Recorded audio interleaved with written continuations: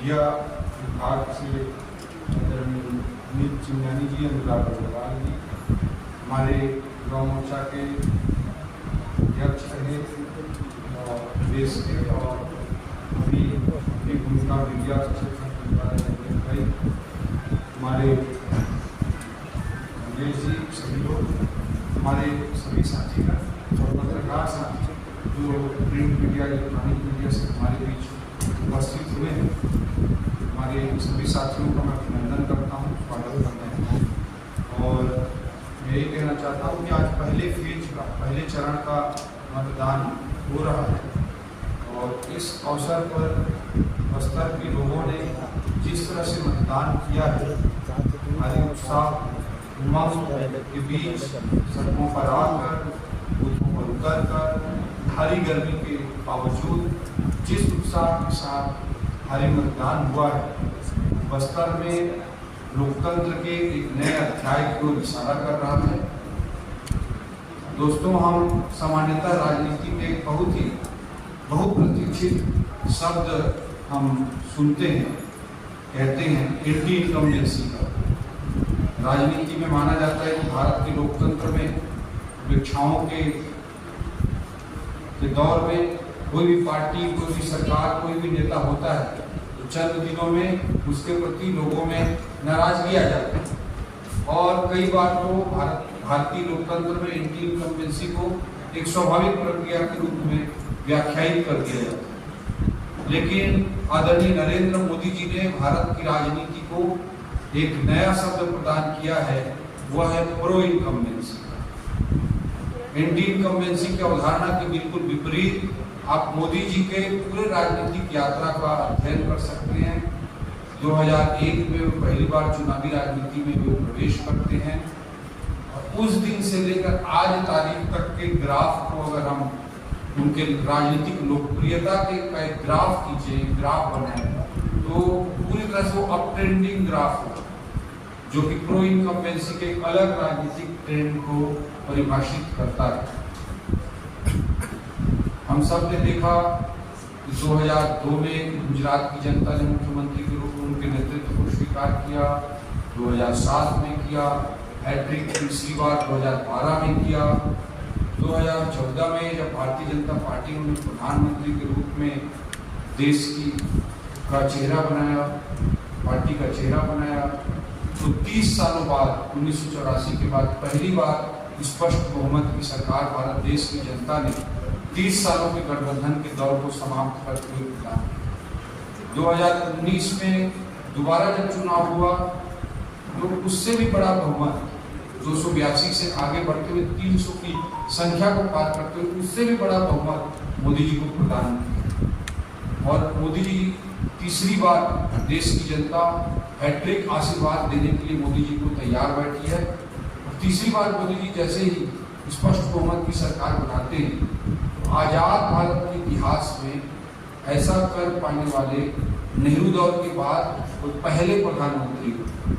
नेहरू जी का दौर किस तरह का था वो सभी जानते हैं। उस समय सभी विचारधारा के लोग कहीं कहीं आजादी के आंदोलन कर कांग्रेस से जुड़े रहे और उसके कारण लेकिन आज मोदी जी तीसरी बार स्पष्ट बहुमत की सरकार बनाएंगे तो नेहरू इलाका छोड़ दें तो पहले भारतीय प्रधानमंत्री होंगे, लगातार तीसरी बार स्पष्ट बहुमत की सरकार बना पाएंगे। यह काम इंदिरा जी भी भारत के लोकतंत्र में नहीं कर पाए। दोस्तों, आज हमारे छत्तीसगढ़ में बस्तर में जो वोटिंग हुई है वो हम सब के लोकतंत्र के प्रति आस्था का एक बहुत बड़ा प्रतीक है।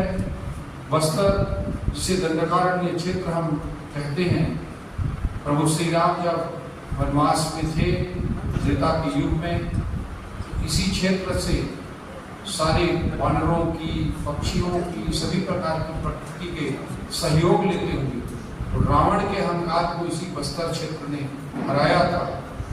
इस बार पिछले विधानसभा चुनाव में भी कांग्रेस और भूपेश बघेल के अहंकार को इस क्षेत्र के लोगों ने जवाब दिया और आज जिस तरह का वोटिंग परसेंटेज है, कई विधानसभा क्षेत्रों में 80-85% तक लोकसभा चुनाव में जाने के आसार दिखाई दे रहे हैं, जो कि जनता जनार्दन के, हमारे बस्तरिया भाई बहनों के लोकतंत्र के प्रति दृढ़ आस्था को प्रकट कर रहा है।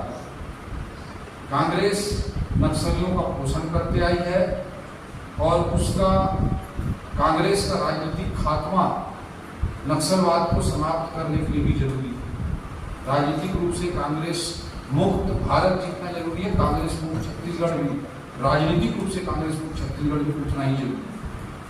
दोस्तों, हमारी भारतीय जनता पार्टी की विष्णुदेव साय जी के नेतृत्व में सरकार बनने के बाद महज 4 महीनों का लगभग समय जो हुआ, उसमें 84 नक्सली इनकाउंटर में मारे गए। 84 माओवादी इनकाउंटर में मारे गए हैं। स्पष्ट रूप से भारतीय जनता पार्टी के आदरणीय विष्णुदेव साय जी की सरकार के राजनीतिक इच्छा शक्ति को प्रकट करता है। भूपेश बघेल जी अभी जो इनकाउंटर हुआ, उसमें भूपेश बघेल जी से फर्जी इनकाउंटर कह देते हैं। दीपक बैज जी जांच की मांग करने लगते हैं।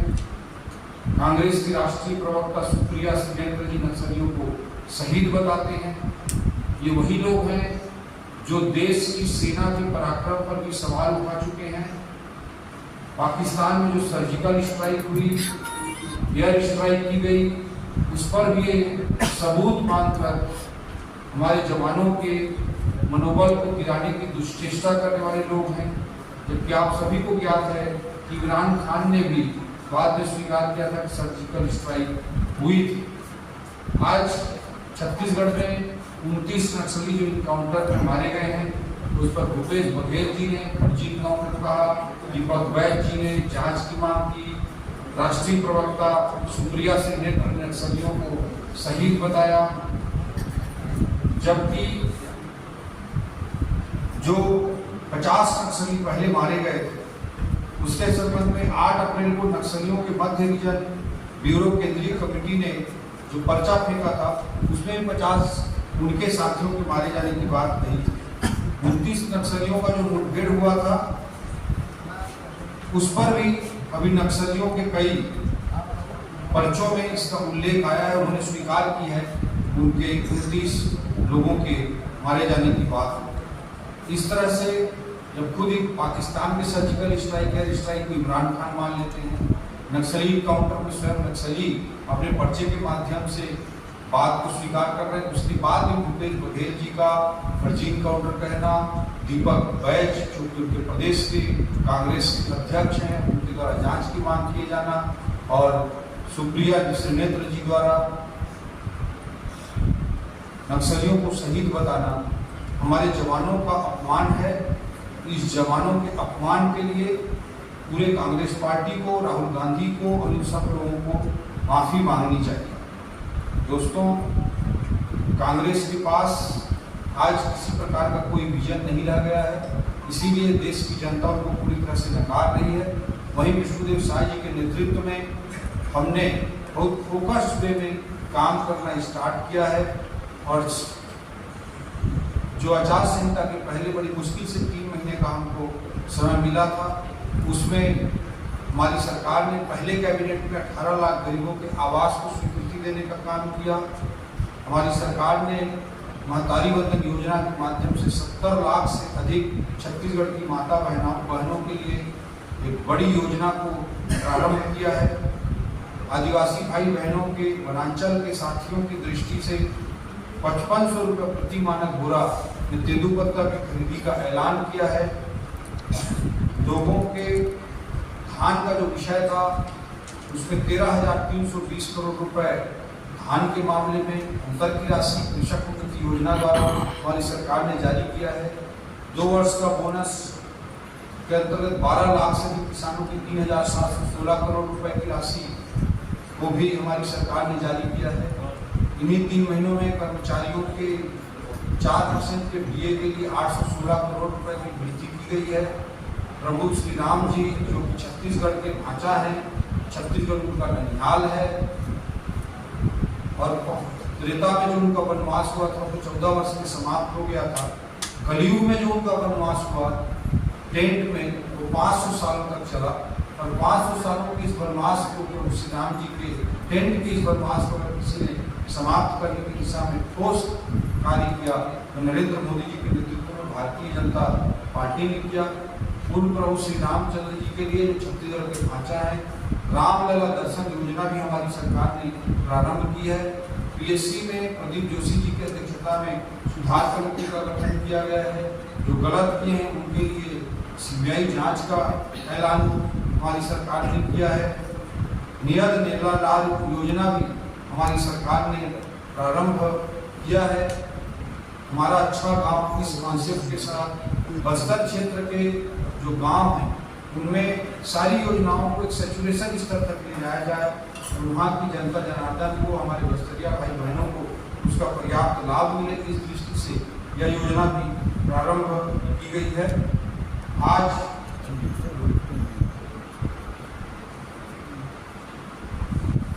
आज मैं कह सकता हूँ कि बताना चाहूँगा मैं आपको कि जहाँ पे 29 नक्सलियों के 29 माओवादियों की काउंटर के बाद जिस उप सरपंच की हत्या कर दी गई थी, उसके गांव का आपने वीडियो देखा होगा।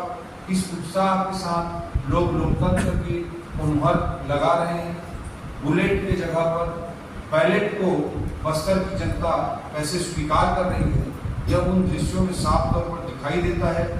टेकलपुरे, जनागुड़ा, गुअर्ती जो दुर्दांत माओवादी हिड़मा का गांव है, जहां पे हमारी सरकार ने अभी कैंप स्थापित किया है, उस गांव के पोलिंग बूथ में भी इस बार वोटिंग हुई है, लोगों ने वोट डाला है। जो हमारा उप सरपंच अभी काउंटर के बाद जिसकी हत्या कर दी गई, उस गांव में भी आप उसके लाइन को देखेंगे, लोकतंत्र के प्रति बस्तर की जनता, छत्तीसगढ़ की जनता की समर्पण को साफ तौर पर देखा जा सकता है। तो मैं यही कहना चाहूँगा कि बस्तर के लोगों ने बुलेट की जगह बैलेट पर मुहर लगाई है और मोदी जी के प्रो इनकम्बेंसी और उनके लोकप्रियता का सबसे बड़ा प्रमाण है कि आज बस्तर जैसे क्षेत्र में भी लोग बढ़ चढ़ करके मतदान प्रक्रिया में, लोकतंत्र के व्यवहार में सारे आशंका, सारे प्रकार के थ्रेटनिंग, सारे प्रकार के डर भय को रिजेक्ट करते हुए बैलेट पर लोग मुहर लगा रहे हैं। मैं यही कहना चाहूँगा कि आज भारतीय जनता पार्टी के पास सशक्त नेतृत्व है, मजबूत संगठन है, पिछले 10 साल का देश में काम करने का मोदी जी का ट्रैक रिकॉर्ड है और आने वाले 25 सालों के लिए 2047 के विकसित भारत का विजन है। वहीं कांग्रेस के पास न नेतृत्व है, न संगठन है, न ट्रैक रिकॉर्ड है, न विजन है। इसलिए मोदी जी के को बस्तर की जनता, छत्तीसगढ़ की जनता, पूरे भारत देश की जनता हमारी पार्टी के पास जो मजबूत नेतृत्व, सशक्त संगठन, ट्रैक रिकॉर्ड और जो विजन है उसको मुहर लगा रही है और मोदी जी के को तीसरी बार प्रधानमंत्री बनाने के लिए बस्तर क्षेत्र की जनता, पूरे छत्तीसगढ़ की जनता जनार्दन पूरी तरह से तैयार है। आने वाले 26 तारीख को भी, 7 मई को भी छत्तीसगढ़ के लोग मोदी जी के समर्थन में बैलेट पर मुहर लगाएंगे और मोदी जी को अपना आशीर्वाद प्रदान करेंगे। जनता जनार्दन के लोकतंत्र में जनता ही असली मालिक होती है और उसी जनता जनार्दन के आशीर्वाद से पिछले 10 वर्षों में मोदी जी ने देश को एक नई ऊंचाई पर पहुंचाने का काम किया है और उसी जनता जनार्दन के आशीर्वाद से तीसरी बार वो देश के प्रधानमंत्री बन करके 2047 के विकसित भारत की नींव रखने की दिशा में महत्वपूर्ण काम जनता जनार्दन के आशीर्वाद से करेंगे और छत्तीसगढ़ की जनता जनार्दन इसीलिए 11 सीटों को 11 कमल के फूल के रूप में मोदी जी को अर्पित करने के लिए तैयार।